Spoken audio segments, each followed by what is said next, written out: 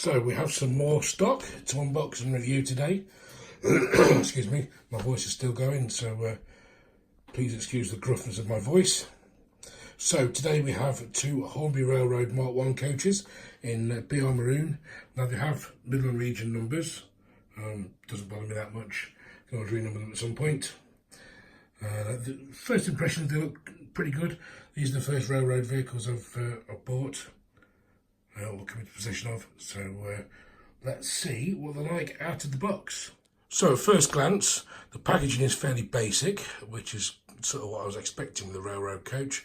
These are second hand, so one of them has the plastic covering on, the other one doesn't. But that's fine. So let's see what they're like when we've unpacked them properly. Well, we've unboxed them and unpacked them, and we're quite impressed.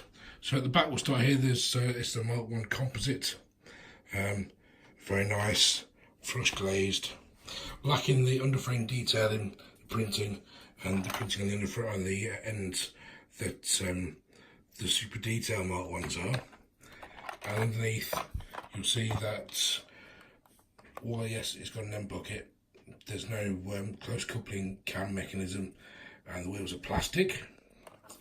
However, these can be improved with fitting the King system's close coupling mechanism, if I so wished.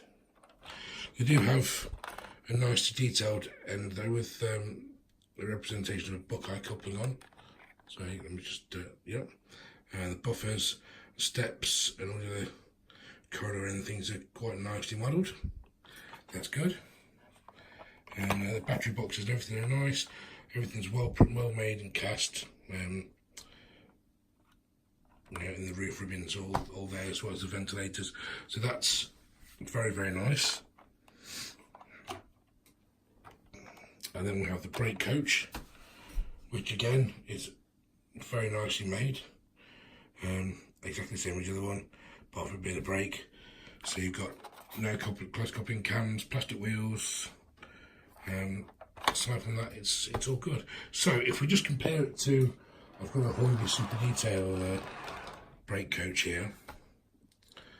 So if we just compare, just flip this one around and put it there. So the differences aren't that readily apparent.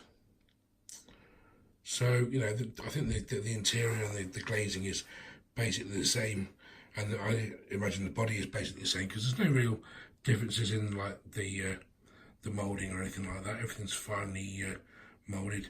The only things missing are a few details in the frame. So you've got the emergency lighting point writing just there for the on the Super Detail MK1, and you've got like the C1 loading restrictions and a few other details printed there, whereas you haven't on the railroad. Obviously it's got metal wheels and the close coupling cam, which, to be honest, doesn't really matter that much, does it? Although I'm not even sure it's got the... No, so the Super Detail MK1s don't have the close coupling cam either.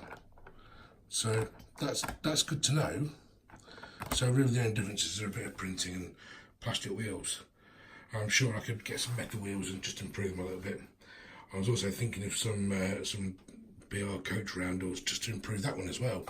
And maybe the Grizzly coaches too, because they look a bit plain without it. So we'll do some research as to the location of those.